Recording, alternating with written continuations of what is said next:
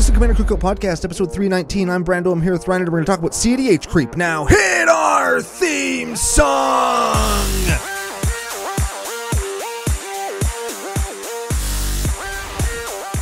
Hey, Ryan. We're back for yet another whirlwind adventure. How you doing? Good. What is going down? Once again, the sun is going down. You can see how much torture I am being subjected to if you watch on YouTube, which it should be.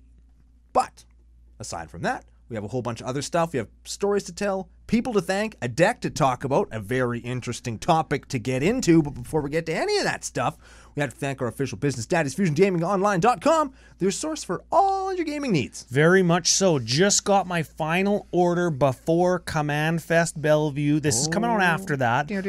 But I did get my last order. It had 3 cards in it. Used CCO Spring promo code and got 5% off my whole dang order. Yeah, I didn't get mine, but it's in the mail. Neat. Yeah, I'm not bringing either of the decks that the cards go into as it stands anyway, but they'll be here when I get back, and I'm excited for that. Yeah, cool. So if you want to save money on stuff you're going to buy anyways, you can go to FusionGamingOnline.com, use CCO Spring promo code or CCO Perks promo code if you spend over $100, and you get some kickback, store credit. Then you can use the discount code on that, and you can apply it to the deal of the week, save even more money. Yeah, you can use both. The point is, if you're going to buy cards, just go to Fusion, save some cash, let them know that their partnership with us is pretty good. Yeah, yes. And speaking us, partnership good.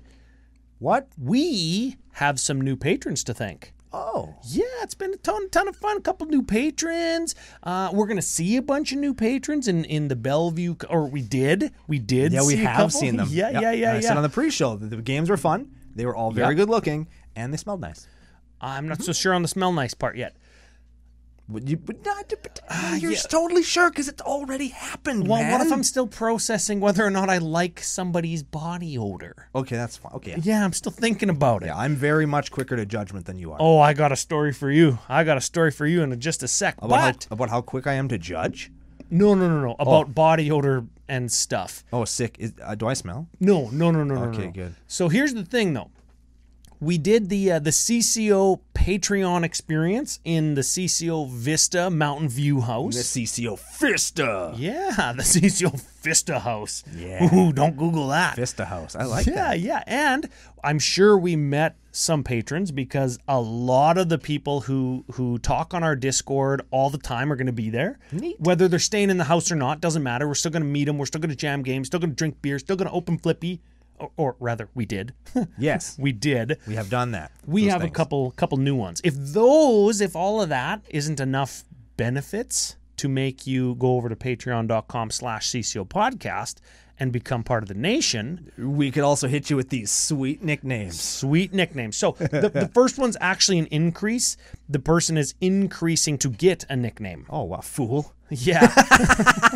What a goon. Yeah. Okay. And you can take this to mean what you will because it's just initials. What? Okay. Yeah. JC. What? Like the JC? The one and only JC? Like the rap star? No, like the morning star. Oh. I think we're talking about different things. Isn't when he rises in the east and he sets in the west and he walks on water and shit? Isn't that like that JC? I was thinking of Rockefeller, Jay-Z, married to Beyonce. Oh, yeah, definitely talking about different. You're thinking Jay-Z. I'm thinking about Jay-Z's brother, JC. Ah, Jesus Christ. Therein lies the nickname. We call him that JC? Question mark? I like that. Yeah. I like that. That JC. Mm-hmm. I like it. Yep. Okay. Mr. That JC, F you. Yes, and welcome aboard the ship and the train or whatever it is we're on. Whatever. The roller coaster. Whirlwind adventure. There it is. There it is. Yeah, okay. Next one. New patron. Eric Harrington. Sounds like herringbone. And then Herring. Is herring the Harry Is Hairy herring- ton. Is herring Come the on, s- hairy ton? Hairy ton. We've got a heavy ton. Now this is hairy ton. Okay. Is herring the fish that they eat in like northern Europe and stuff? Herring. And it smells real bad, and everybody complains about it all the time. Yes, like a red herring is like something to make you think one thing in a mystery novel, then it's something else. Yeah, but it's also a fish. Yes. Is a And you red can get- herring a fish? Yes, and you can get pickled herring in a can. You can catch it and eat it. You can What? have salted herring. If red herring exists as a fish, I then don't why know. is it used as a term for like a misdirection? I don't- Maybe red herring doesn't exist. Yeah, but like no, blue yeah. herring does. I think that red herring is the misdirection tactic. I don't think that the fish is actually red, but I could be wrong. I don't know. If you know anything about fish, One person was wrong on the internet once ever. I might be number 2. oh shit. Okay, well, But hey, yeah. I'm willing to admit that, and I'm gonna step outside myself and say I could be wrong. Nuts to the wind. and if you know what a red herring looks like, let us know. Yeah, unless it looks like nuts to the wind, and Well, even- I don't want to know. Even then, I'm curious. I learned about the world's ugliest bug the other day, Brazilian tree hopper. It's got like a weird satellite dish of eyeballs on its head, and they look like hairy testicles when you zoom in Oh on them. man, you know that editor Joe is gonna be looking for that. Oh, and it's going to be awesome because if you're watching on YouTube, which you should be because Joe works really hard to make us look cool, you're going to get to see one of the ugliest things you've ever seen sitting next to Ryan, and then you'll also get to see a crazy bug's Wait head. a second. Wait a minute. What? What? Yeah. Oh man. Yeah. Never mind. Never mind.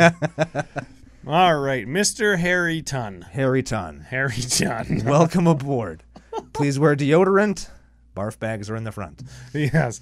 Oh man. Oh.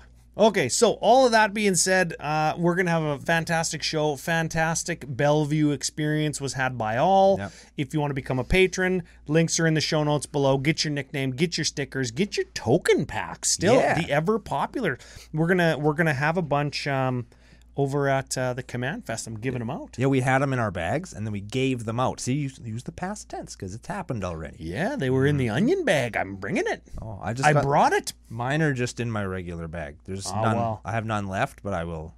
I'll onion you. No, man. Don't Google that. Because I used them all. Damn it! I have some real in real life, but in the future when we're talking, I don't have any left because I gave them all Man, out to I people. suck at this. You're the worst time traveler, dude. I know. Well, speaking of That's- time travel, that's why let's you go have back me. to last week. And speaking of token pack, speaking of last week's winner, Oh yeah. guessing Mirkul God of Dungeon something. Yes. Remember that? Yeah, I do. When whoever that was? Very vaguely. The winner. You get after us, commandercookout@gmail.com. You let us know if you want a Stinky Booster Pack, a CCO token pack, or a CCO sticker token pack. What did I say? Token, sticker, booster. Those are the 3 packs you can pick from. You Yes. can stick them up your crack. Yes. Dark Justice Medal. That was the winner. What? Yeah, totally real name. That's definitely his real name. Super cool name, hey? So, All one word, probably too. yeah, let us know your address, Mr.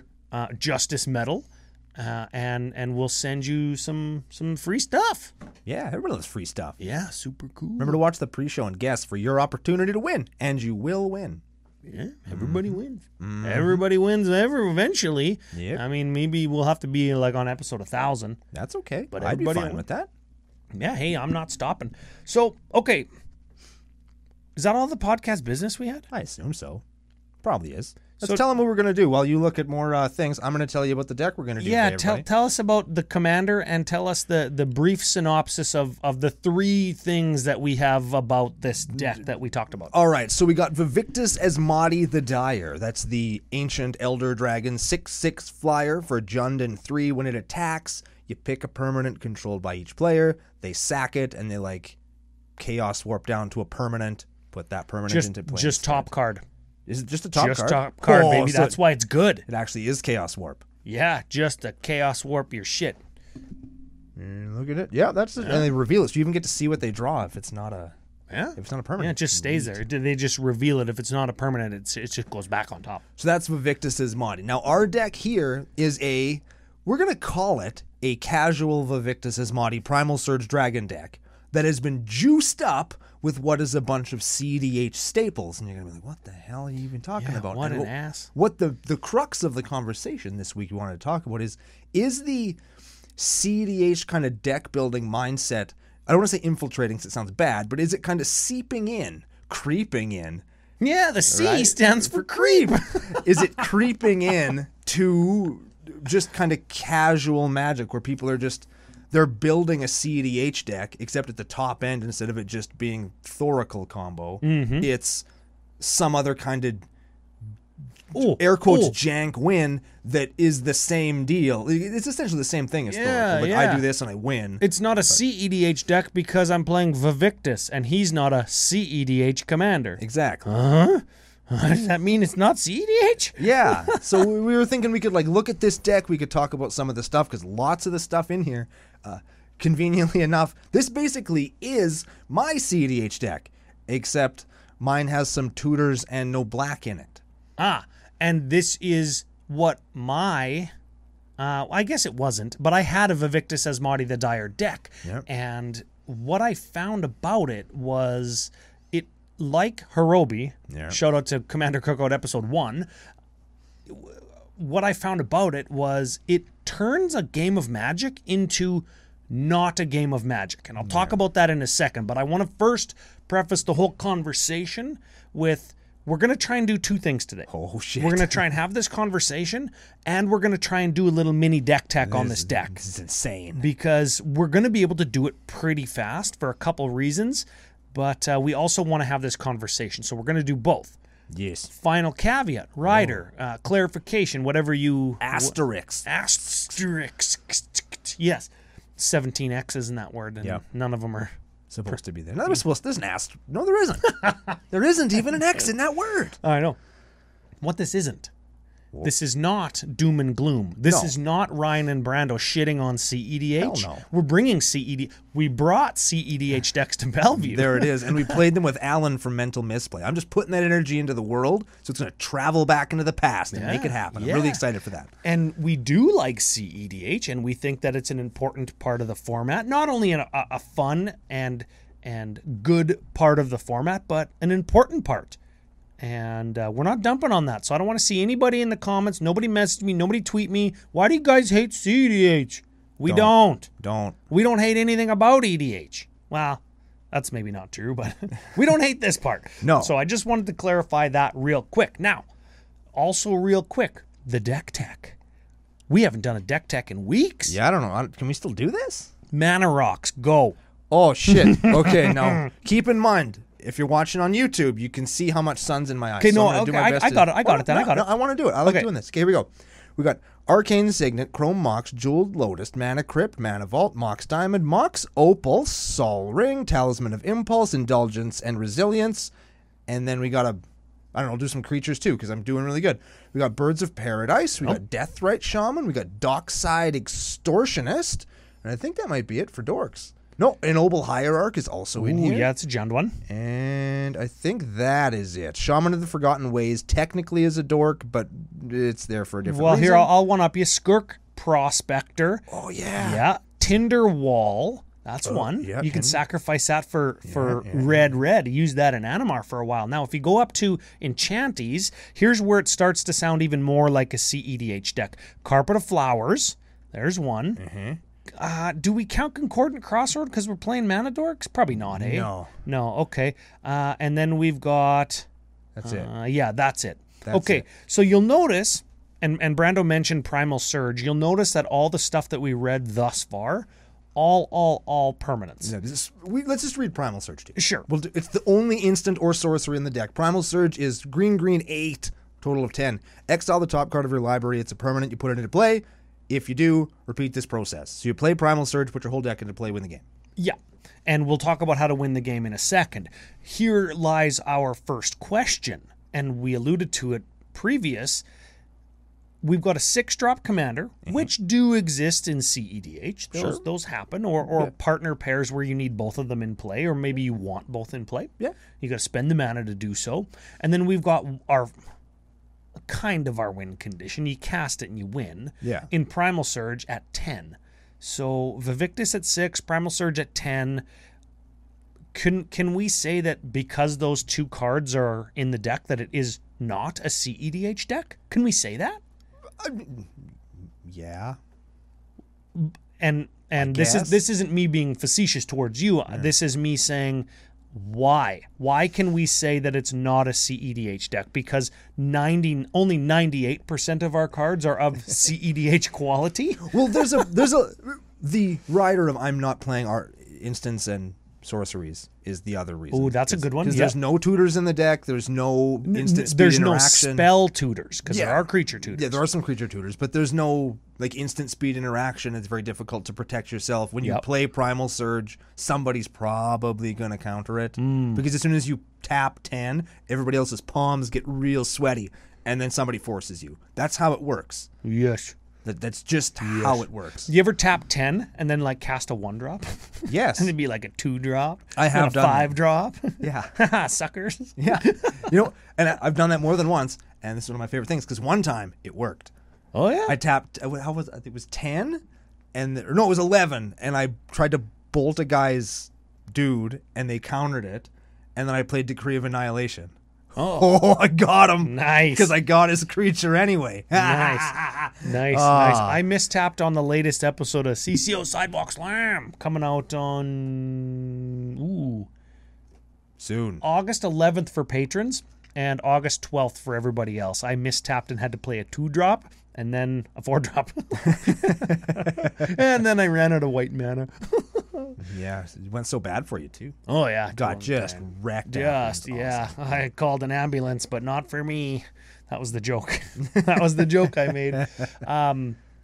So, okay, we're maybe not a CEDH deck because we don't pack all the interaction and removal and tutors. Can we just say interaction and tutors? Yes. Because removal's interaction, right? Yep. Okay, so let's get on to the rest of the, what do you want to do, creatures or enchantments? Let's do the enchantments, I suppose. Sure. They're shorter, so we'll do. We have a Sylvan Library. That seems like a CEDH card. How many of these cards can I say where people are just going to know what they do? Let's see. So Sylvan Library. Can I do some CCO quick hits?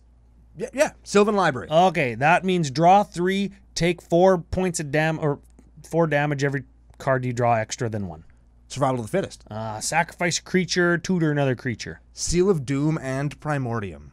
Seal of Doom and Primordium. Oh, those are enchantments. You sacrifice them to destroy something. Correct.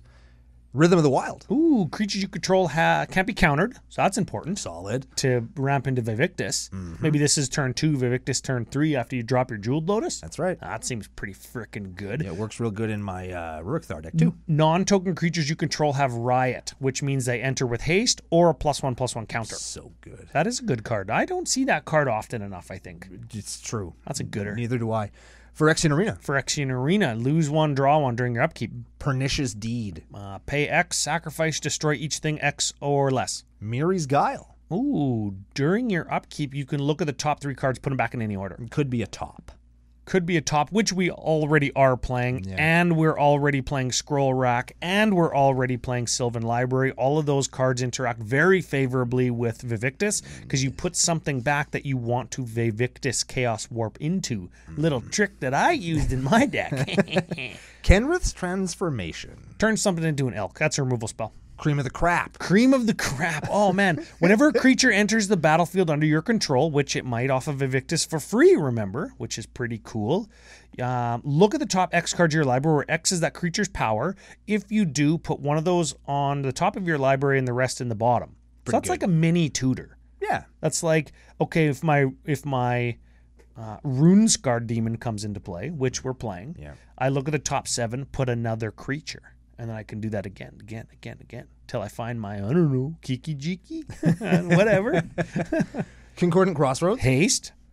City of Solitude. Each player can only play stuff on their own turn. Yeah. We don't care because we don't got no instance. Oh, I love that card. We do care because we don't got no instance, and now neither do you. Oh, yeah. City of Solitude's that's a good idea. Real good. How do we find that card? We don't. Oh. We draw into it, or we use Cream of the Crap and then play big dudes to dig for it. That's what we do. That works, yeah. Cindervines. Cindervines. This seems like a U card. It sure is. I love this card. Red-green, enchantment. Whenever an opponent casts a non-creature spell, it deals 1 to them. 1, sack it, destroy target artifact or enchantment, and it deals 2 damage to that permanent's controller. Oh, so whenever an opponent casts a non-creature spell, they take 1. That's probably lots, hey? Yeah. Gets lots it's not that much, though. It costs 2. And it sits there like a little rattlesnake that gets their shit. I suppose it disenchants as well. That's good. And then we got an asceticism. Creatures you control have hexproof and regenerate. Neat. Actually, it's green 1, regenerate target creature. Yeah, you could regenerate other people's stuff if you were so inclined. I don't know why you would be, though. Well, okay, picture this. Pretend I'm playing at a higher power table, and somebody's got like a hate bear or a stacks piece. Like let's say somebody's got a Gaddock Teague, and it's stopping somebody from playing like their win con. Oh, yeah. Destroy Gaddock Teague. I'll regenerate him with asceticism because I don't care about Gaddock Teague because I am only playing creatures and stuff. Well, and I'm no Vivictusing them. Yeah. Yeah, so that's just it's a kind of a niche example, but I can think of maybe a few more like that. Where I've certainly been in situations destroy your Drannith Magistrate. Yeah. Does that stop stuff from coming into play or just casting? Casting from outside the game, I think. Casting, right? Yeah, I think so. So if I'm Vivictusing, that's okay. Yeah, Vivictusing's fine.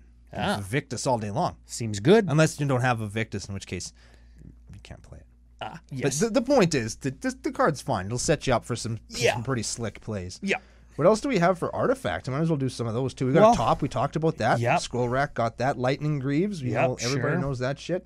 Bolas's Citadel. Bolas's Citadel. That seems like a CEDH card. You can look at the top card of your library at any time. Very powerful, and you can pay life instead of paying the mana cost for the top card of your library. And tap, sacrifice 10 permanents. Each opponent loses 10 life. Neat. We, in a deck of permanents, are probably going to have that many. Probably going to have lots. And then we got Wishclaw Talisman. That's like a demonic tutor that you pass around the table. Yeah. You use it, you find Primal Surge, and you win the game. That's how that works. Yeah. Your opponents don't get to use it. Well, and you know what? Like, we're a Primal Surge, and that's fine. But if we already have one of our combo pieces, we could just find the other one with the Witchclaw and then win the game before the opponent even gets to use it. Yeah. Which, once we get to the creatures, I'm sure you'll see kind of what we're doing there. How it works. Yeah. All right. Now we got all of that other stuff down. Got some Creech. Creech, yeah. We were drinking outside the studio there for a minute. Let's start with something I think everybody knew was coming in Zealous Conscript. Oh, yeah. Combos with Kiki Jiki, ETBs, you untap Kiki Jiki, go crazy. Playing Kiki Jiki also. Spoiler alert. Villas Broker of Blood. Oh. Or Broker of... Villas Breaker of Butts. Yes! I'm so happy I made that joke. That sounds like a New Capenna card, doesn't it? Yeah, it does. You can pay life to remove give creatures -2/-2, and also, whenever you lose life, you draw that many cards. Why did they think that was a good idea? Let's just keep going. Because it costs 8. It's not competitive. It costs 8. Unless it costs 6, because of Evictus. Unless it costs 1 because of Unearth, or Reanimate, right? Or unless it costs, like... Turn 1, Concordant Crossroads. Turn 2, Mana Rock. Turn 3, Jeweled Lotus into Vivictus with haste into Exhume? Not even. Into Villas Broker of Blood. Yeah. Off of Vivictus. Yeah. Yeah, that's super good. Torch Courier. I don't know what that does. It's a 1/1 with haste for 1. You sack it, a creature gets haste. Oh. Tinderwall, we talked about. Turgrid! Turgrid. Oh, so why do we want to Vivictus warp into this, because do we want the back? Oh, hell no, because you play Turgrid and then you Vivictus and they have to sack the things. So I want that, and that, and then they give it to you. Oh, that's really good. Yeah, that is nasty. That's like a win con. That's Turgrid, baby. That's really good because you Turgrid get it from Vivictus. Yeah, Turgrid is the truth. Dank. Teamer Sabertooth. I should have brought Turgrid. Nah, they know we want to play Turgrid. No. Teamer Sabertooth. Okay. Green 1, you may return another creature you control to its owner's hand. If you do, Teamer Sabertooth gains indestructible until end of turn. It's for saving your bros. And it's also for comboing, because you can return like your Dockside Extortionist, let's say, and then make infinite mana like that. We talked about Skirk Prospector, Sidisi Undead Brazier. ETB's Tutor. So there's your demonic tutor, but on a creature. Shaman of the Forgotten Way. Oh, this is a U card too. It is. You can tap it for 3 mana, spend it only to cast Creech, which is fine because that's what we're playing. Yep. And then it's got Formidable. Yeah. Which only works if you have creatures with total power 8 or greater, right? Creatures you control, total power 8 or greater. You can go green 9. Oh. Ooh, that sounds like green 8. Yeah. Sure. Green, 9. Each player's life total becomes the number of creatures they control. Ooh. Biorhythm. So it's Biorhythm, which is a banned card. But with this, if we've got Vivictus and this, that's 8 power total on the table. Yep. And I've demonstrated that we can cast Vivictus fairly early. Yep. We can make infinite mana, and then we do Biorhythm after we attack with Vivictus and make our opponent sack their creatures. Everybody goes to like, we maybe go to 3, 2. They go to 1 or nothing. Yeah. Hey, that's pretty cool. Yeah. That's pretty nasty. And then we can start going back up from 2 with Scavenging Ooze. Oh, yeah. Graveyard removal and life gain. Neat. We got a Runescar Demon. ETB's Tutor. There's another Tutor right there. Razaketh the Foul-Blooded. Sacrifice another creature. Tutor a creature. What is next? Oh, Ragavan. Ragavan. That does a whole bunch of stuff. Makes the treasure. It attacks. It makes treasure. It lets you draw your opponent's decks. You can play it from your hand with haste. What are we, a modern podcast? What are we, whatever. Port Razor. What are we, a Pirates podcast? Is that the one that gives you extra combats? Whenever he deals damage to an opponent, you get another attack step. But he can't attack the same player more than once per turn. So at most, you're going to get 3 combats out of him. If you're attacking with Vivictus Asmati, you're not going to need that many. No. Probably. No, because you can attack with Vivictus and make them sacrifice their blocker. Yeah. And then, you had to sacrifice a blocker, I'll hit you. Oh, you had to sacrifice 2 guys now, okay, I'll hit you. Yeah. Pretty good. You've had your Turgid out the whole time, so you got them Got them all. all. Yeah, and you got your Concordant Crossroads out, so they all got haste. Yeah. Ooh, that's pretty good. Orc Ass Lumberjack. Oh, hey, we forgot this one in the Mana Dorks. This Yeah. is Sacrifice Forest. You get 3 reds or greens. That's because I wanted to say Orc Ass Lumberjack. And that was on purpose. He's jacked in that one, hey? He sure is. Remember Got the Ice Age picture? He's got that, like, walking mechanical thing. He looks like Dr. Eggman, but with saw blades. Who's that? Oh, Robotnik. Oh, right. Okay. Yes. From okay. Sonic. Opposition Agent. We all know Yeah. and love him. Mog Fanatic. Mog Fanatic. That's important. The 1/1 for 1 red that you sack to do a damage to something. Used to be a house. Still is in many circles. Manglehorn. ETBs destroys an artifact. And makes your opponent's artifacts come into play tapped. Oh, that's a good one if they Vivictus into like a, I don't know, Blightsteel Colossus or something big. Yeah. Kiki Jiki we talked Kiki. about. Imperial Recruiter. Finds things like Kiki Jiki. Hyrax Tower Scout. What in the ass? Okay, when it enters the battlefield, untap target creature. Oh, combos with Kiki Jiki. Did you even know that card is real? Yeah. That's how you combo with Kiki Jiki and Gruul? I mean, no. Because you can still do it with Zealous Yeah, you Conscripts. just use Zealous Conscripts. I But mean, this costs 3. It costs less, but I mean, Kiki Jiki costs 5. I guess it curves out a little better, but Oh, maybe. I don't care. Grim Hireling. Oh, this is everybody's talking about this card being so good. I don't even know what it does. It's a 3/2. It's a rogue. It's for black 4. Whenever 1 or more creatures you control deal combat damage to a player, you get 2 treasure tokens. And you can pay black, sack X treasure, target creature gets -X/-X. Activate only as a sorcery. Sure. So it's a removal spell. It's a ramp card. It looks cool. We're going to be attacking, so we're going to get treasures. We got a Goblin Sharpshooter. Remember that one? Got a Goblin Recruiter. Ooh. So now you're starting to put the thing together. And now We also have a conspicuous Snoop. So why don't you explain that? So Snoop combo is you Goblin Recruiter, you stack your deck with dudes. Goblin Recruiter is ETB, search for any number of goblins, put them on top of your library in any order. And you set it up so that you have a conspicuous Snoop in play and a Kiki Jiki Mirror Breaker on the top. You make infinite Snoops. Then you make an additional Goblin Recruiter, put Mog Fanatic on top, and now you have infinite Mog Fanatics that you then use to machine gun your opponents to death.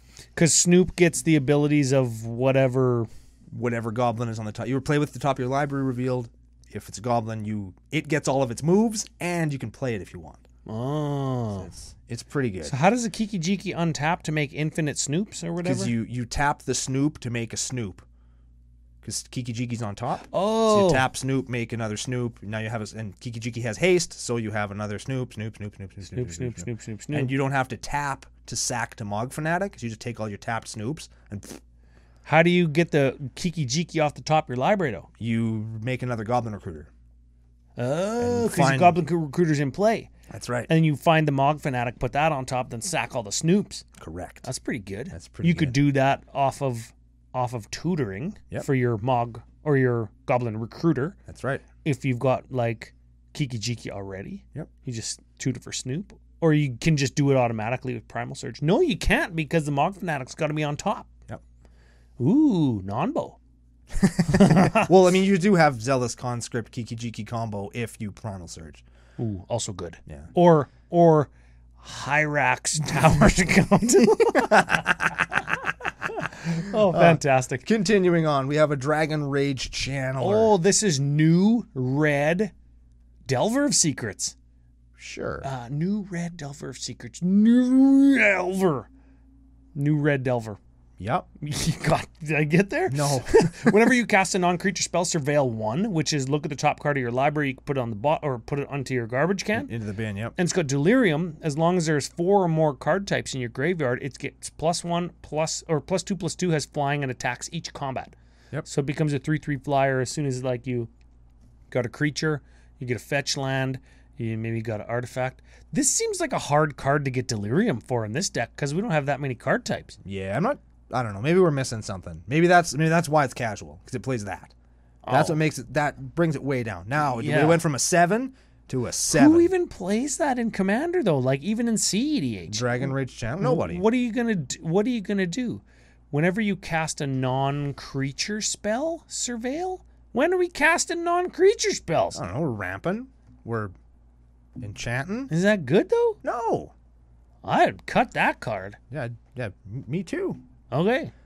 Dosan the Falling Leaf. That's City of Solitude, but on a guy. Yes. All right. We talked about Dockside and Deathrite. Dauthi Voidwalker. Oh, yeah, that's got Shadow. And whenever a card is put into the opponent's graveyard from anywhere, you exile it, and then you can tap, sacrifice Voidwalker to play an exiled card without casting it. Yep. Any pretty card good. that it has exiled, Yeah. you can then play. Yeah. One of them. Just one. And when you say it has exiled, that's like terminate. Like if you terminate Smitty's guy, it goes under Voidwalker. Yes. because it would die, but it would get exiled. It's like rest in peace, but you can cast the card Yeah. if you sacrifice him. If I traumatized Aiden, top half of Aiden's library goes underneath Dauthi Voidwalker. Oh, you mean if I traumatized him? Well, I've played traumatized before. We talked about Conspicuous Snoop, Combat Celebrant. If it hasn't attacked this turn, you may exert it, and when you do, you get an extra combat. Yeah. Yeah. And then burn that, and that's the deck. So, okay, we're playing a whole schwack of things like extra combats, Conspicuous Snoop combo, 0-drop mana rock, Sylvan Libraries, all the 1-drop ramp stuff. But this deck isn't CEDH. No. We've determined. Correct. And it plays a Dragon Rage Channeler. It's obviously terrible. It's terrible. It's definitely shit. Oh, almost as bad as us for forgetting to say whose deck it is. This is Tom Big Booty Tanuki's deck. I love that nickname. That's Yeah, a good one. very Big much booty. so. I was playing Mario Brothers 3 the other day. Didn't quite get to Skyland where you get the Tanuki suit. Yeah. But soon. Okay, so Tom sent this deck in, and it's quite a powerful deck. I'm gonna call a spade. Very powerful. Lots of different ways to combo. Lots of different ways to ramp out to your 6-drop commander, which we've said is like a thing that CEDHers might want to do. You do that. Oh, hell yeah, I do. You do that. Yeah. So, but it's not CEDH. No, So they- here's the conversation part of the deck tech or the episode is regular casual commander starting to just be CEDH without interaction, or are the two merging closer and closer? Are they becoming the same thing? I think at a certain level, they're just sort of becoming the same thing. I think that people are looking for that consistency. Remember when we talked, this would be a good long while ago, we talked about how, like, there's almost no reason to play cards like Terramorphic Expanse now, because you can just get a land in your colors that comes into play tapped without the extra step of fetching out of your library. Like, And it might be like a dual land. Yeah. Like a 2-color land, I should say. exactly. Like, there's almost no reason not to do that. I think that people are looking for that consistency and that power level. And so you see things like Mana Crypt, Mana Vault, Jeweled Lotus, all these things just showing up in decks because, like, oh, I want to get my commander out super fast. It'll make my deck more consistent. And that doesn't necessarily mean your deck is strictly CEDH, but it does set up those turns. Remember when you first started playing Commander, you and your buddies, What happened when somebody just went land, Sol Ring, go? Or the unthinkable land, Sol Ring, Signet, go? What happened in those games? The person that did that on turn 1 probably either got stomped right away because somebody had interaction for them, or they just ran away with the game and made it into a non-game. I think that this sort of, I don't want to use mentality, but... No, build philosophy. Yeah, this sort of build philosophy, I think, leads into, in a casual pod, more games that are like that. And I think that's the only real downside that I can personally see to running this kind of a fast mana package. Turn 2, specifically with this deck, turn 2 Vivictus as Madi the Dyer, unless it gets removed, you've probably won that game. You could have, yeah. Right? And not because you've comboed and won, but because Vivictus's Madi just will hold the other 3 decks down all by itself and just go 6, 6, 6, 6, 6. Sacrifice your best thing. Until the game. Sacrifice your best thing. Sacrifice your land, sacrifice your land, sacrifice your land, game over. Yeah, Right? yeah. Turns it, and I've got a counterpoint to that. If that's the pessimistic view, the fast mana package on the 6-drop commander in not CEDH equals what you said, I would build on that to say, even when you don't have a fast mana package, Vivictus kind of early development stages of the game makes games feel like non-games. It turns a game of Magic into, I'm going to play the worst card in my hand. This is the opponent talking. I'm going to play the worst card in my hand, hope he doesn't destroy it, or if he does destroy it, I hope I get something better. Yeah. Because I'm going to constantly play the worst card in my hand. Yeah. And that's the game. The game isn't Magic anymore. The game is, what's the card with the lowest point total in my hand? Yeah. I hope I can flip the deck of cards. I hope I can flip it from like a 6 of clubs to like a jack of spades. You know what I mean? I hope I can flip a higher card. And now you're playing Norin the Wary. You know what I'm saying, right? Like, well, here's the optimistic view. Here, hold on a second. No, don't get away from that yet. Here's the optimistic view, because this is not complain about this scenario. The optimistic view is this fast mana package allows non-CEDH decks to say, yeah, I can probably hang because everybody wants to play CEDH these days. Yeah. This allows that deck to do it.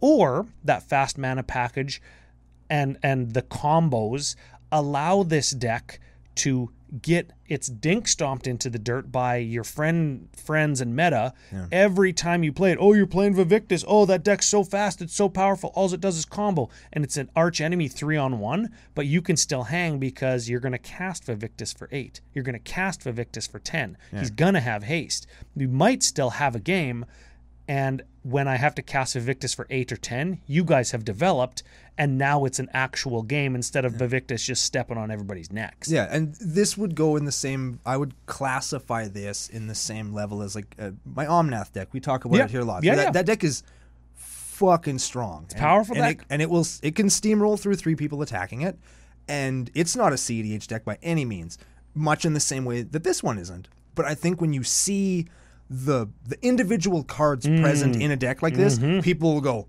that's CEDH. That's not what I signed up to do. You can't play Chrome Mox and Jeweled Lotus and Mana Crypt in this pod. Right? And I think that's where even the creep comes in. Like, yes, the acceleration is there, but everything Ryan said is true.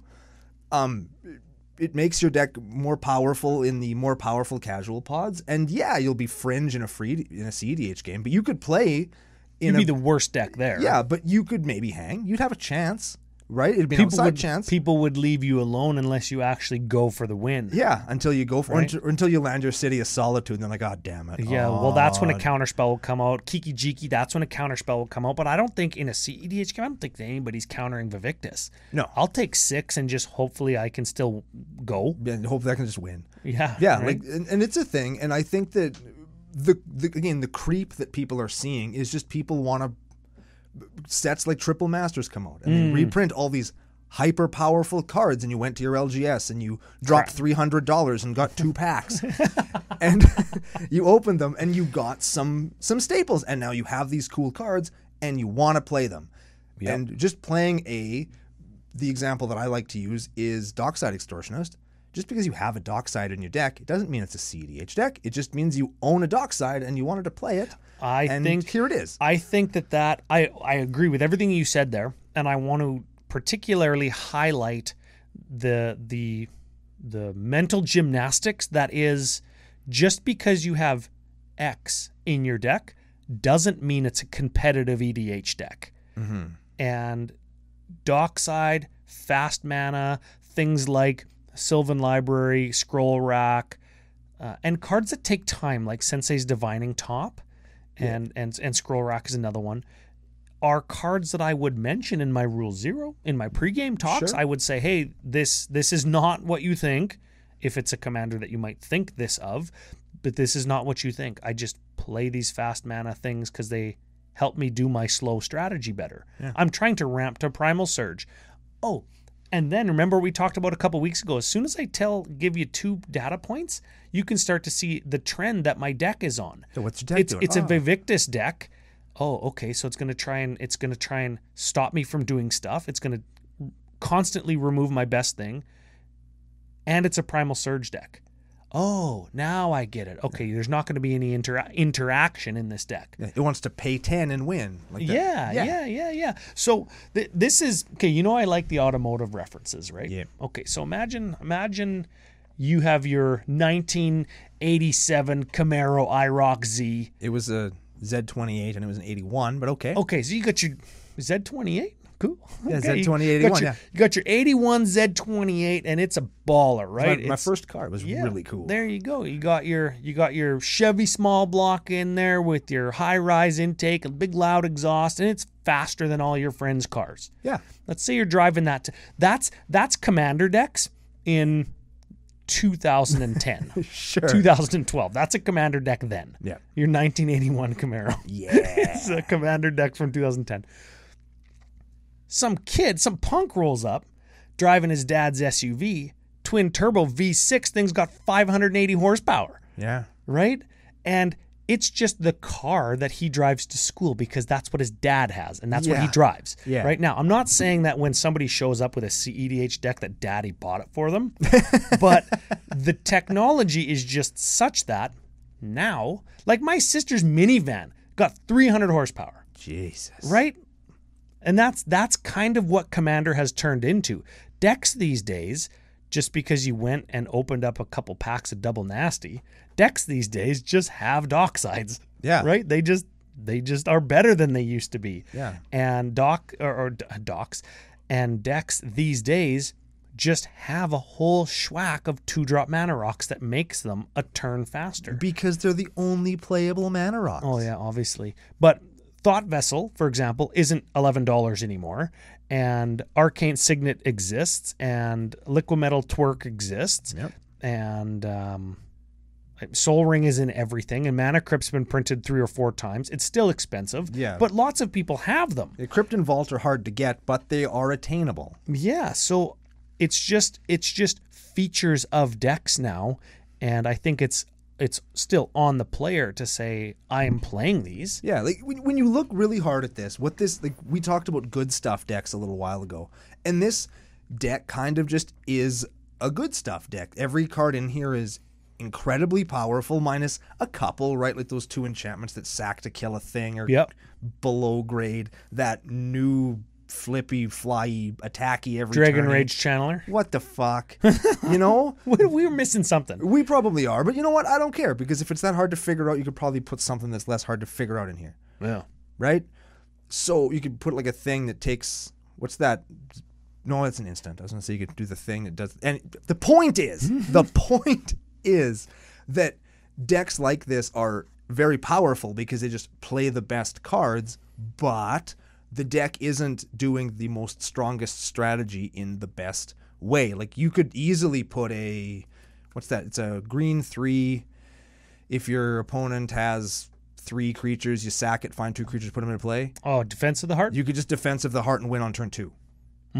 Defense of the Heart's pretty good. Right? Like, but that's not in here. That's even a permanent. That could go in here. Yep. But it's another, not. It's another You just get Kiki, tutor on a permanent. you get Kiki combo and just win. Yep. That's boom. Yep. You've won the game, but that kind of stuff isn't in here. You could play every tutor you need in this deck. You could just cut the Primal Surge, put in Defense of the Heart instead, and just tutor this deck right up and down. And would it make it a CDH deck? Still no. No, but it would be super oppressive in your local meta, we'll say. Your friends probably would look at Vivictus and go, oh. And that doesn't mean it's bad. No. That doesn't mean it's bad. It just means like the CEDH creep, the creep EDH as we are calling it, has crept in, and now you've got like that another level of conversation you have to have before you play. Like, do you guys want to play CEDH tonight? Nah, I'm not feeling it. I'd rather play casual. Well, how about fucking casual? And you bust out Vivictus, right? And like, okay, Yeah. sure. You want to play CEDH? I kind of don't, so we'll hang in that gray area. I do like how this deck could punch up with CEDH because it has so much fast mana, and you can do your strategy really early. Yeah. And that makes it a proactive deck that other decks have to stop. Yep. I do like that. I like how it can punch down if the other people got nothing going on. And I like how it would punch down because it would get ganged up on. Yep. And I like that. And I think that the other way, so it can play in higher powered and lower powered pods. Yep. I like that. The other way to do that, or an other way that I think is the common way that you can do that, is when you make a very low power deck, or I'm going to use Crab Tribal, for example. Sure. It's freaking shitty. It's a bad deck. Or Lord of Tressorhorn. Not a very good deck. Not a bad deck. But not this. Not this. Not this, right? What you could do is say, this isn't a very powerful deck. This is a jank deck, what have you. Let's play jank.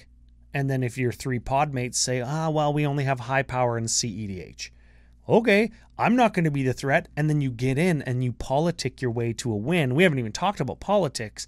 You can politic your way, maybe not to a win, but to a game. A game where you come in second, or a game where you've interacted with it significantly. You've done your thing, and somebody had to stop you, or else you were going to win, and you got to still play Magic. So you can take a powerful deck and punch down with it like this. Yeah. You could take a not powerful deck and punch up, and I think both things are appropriate. Yeah, I mean, you got to have those. I think everybody should have a deck like this in their arsenal. I mean, yeah, there's all kinds of talk like proxies and price and all that kind of stuff, because this certainly is not a budget deck. No. By any stretch of anybody's imagination. But having decks like this, I think, is important. It wets the CEDH whistle that everybody, I think, secretly has a taste for. I think everybody kind of wants to try it. I really do.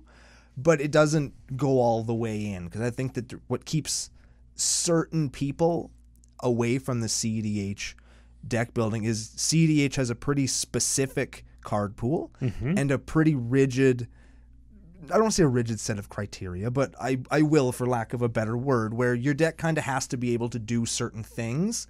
And I think people think, well, that kind of stifles my creativity. You know what I mean? Like, if you're playing the Tana and Tymna deck, for example, there's a pretty set list, kind of set of cards you got to play. Whereas with something like this, it's still creative, it's still neat, it's still got a cool idea in there. It still plays. Right? What's that card? Hyrax Tower Scout? Right? And it's cool. Like, it's a cool deck still. It'd be lots of fun. I would play against this deck, and I'd really like it. Yep. Right? I would jam this with Omnath or Koma or Turgrid. Yep. Right? And just, you get in there and you get some good games out of this. And and you have good, like, powerful feeling games. Like, yeah, I'm fucking magicking. And it doesn't feel like you're just leaning on theme to do memes or whatever, because not everybody's into that either. And I think that decks like this is that sweet spot where you feel like you're playing CEDH, even if you're not. And you haven't had to go out and buy a Gaia's Cradle and a Wheel of Fortune and all that other stuff. Do you think, is this your preferred, I don't know, power level to play at? This is high power, let's call it. If high power is the term that a lot of people out there who listen kind of know that means good tuned decks but not CEDH, is this the preferred way for you to play? I think I like to play a little lower than this, but I have a lot of decks that when I like them enough, they'll end up here. Like my Omnath just got here. I think that Torbrand could probably hang here. Like, I have lots of decks that could certainly hang with this deck, and I'd get some great games in, and I would never feel guilty or bad or what, you know what I mean? We're saying, I my deck was too strong for this power. Never ever feel that playing in here. And I think I have lots and lots of decks that are of this power level. Listen to CCO's top 5 in 5, top 5 casual traps. That's right. That's how decks get to this level, as they continuously get upgraded over time until they can't hang with their friends anymore. Exactly. What my concern would be, or what I would caution players about, because I'm not concerned about this. These decks exist, and that's fine, because it's awesome, yeah. the more decks that exist, the more better that Magic is. The more decks we get to play against, and that's awesome. And drink beer against. That's right. It's even better. What I would caution players about is that mentality where it's like jank or CEDH.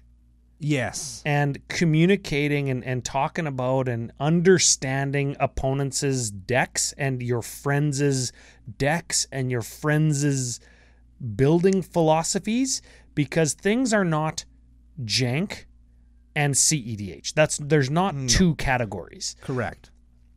What it's and the opposite end, the other thing about that is sometimes it does feel like that. Yes. If I want to just sit down and play a new brew, like if I want to play Saproling Tribal, if I want to play Lord of Tressorhorn, if I want to play, goddamn, even playing like Boros sometimes still feels like I'm playing jank, somebody else is playing CEDH or CEDH light. Yeah. And I think a lot of people get their dink stomped into the dirt a few times, and they're like, "Oh, that deck's too good."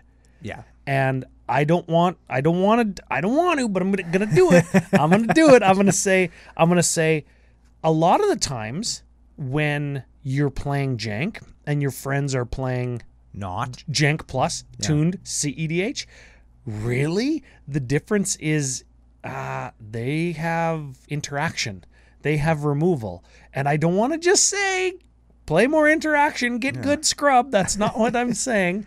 But a lot of the times, the only thing that you need to change is a few pieces. And it's like, well, how am I going to fit in the 87 goblins I want to play? How am I going to play every single crab? How am I going to play every fucking sliver? Right? Well, you don't. You probably don't have to. You play every goblin in your goblin deck? Heck no. No, you play probably like 15 or 20 goblins. Like 30. 30? I'll play lots of goblins. You can play 30 goblins. You got plenty of 35 goblins. land, and that's still like 40 cards that aren't land or goblins. Yeah. And that's there's lots. like interaction and shit, right? And You card can- draw and stuff? You can play the best sliver deck. The best one with like 20 slivers. Yeah. I think that's fine. Easily. I think and that's you're not, fine. You're not scraping the bottom of the barrel picking up like the shitty ones that are like a 1/1 for 6 that give your dudes artifact breathing. Yeah. It's a bad sliver. Yeah. You don't need to play it. Yeah. And you know what the hard part is? The hard part is if you're not playing jank, this is bad, like guys scratching their butt tribal. And if you're not playing CEDH, it's really hard to get on the same page. Yeah. Even when you've played for 10 years. And that's why you have, I talk about it all the time, I have game 0 decks instead of turn 0 decks. I've got Tana, I've got Avi, I've got these decks that I can I'll play them with anybody. And if That's a good idea. If I get wiped out, it's like, okay, I better go up. And if I just wreck everybody, it's okay, well, I'll play something worse. Right? Yep. Like, that does open up the argument, like, well, you risk wrecking people on the chance of like your deck being better than them. It's not a rock solid strategy, is all I'm saying. Yeah, well, it does leave you exposed to rocking somebody and having them have no fun.